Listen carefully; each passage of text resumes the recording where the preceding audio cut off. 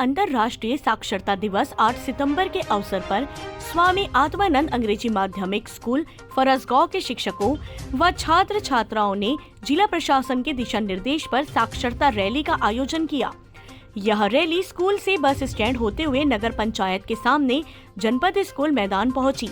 वहां मानव श्रृंखला बनाकर सभी छात्रों ने नारों के माध्यम से लोगों में साक्षरता के प्रति जागरूक होने का संदेश दिया एवं नवभारत साक्षरता का महत्व बताया।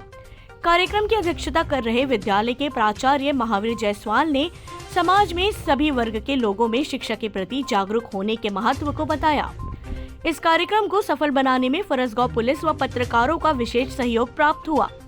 रैली में विद्यालय के समस्त शिक्षक भाग्यश्री, सुचिता, सुमिका, प्रमिला, ब्रिजेश, संदीप, गौरव, ऋतु, नीलमणि, त्रिमाला, पूजा, सोनल, मोनिका, योगेंद्र, नेहा, गिरीशा, रोमा, कांची, लक्ष्मी, महालक्ष्मी, रजत सभी शिक्षक ने अपनी महत्वपूर्ण भूमिका निभाई। फरसगांव से रामकुमार भारद्वाज की रिपोर्ट।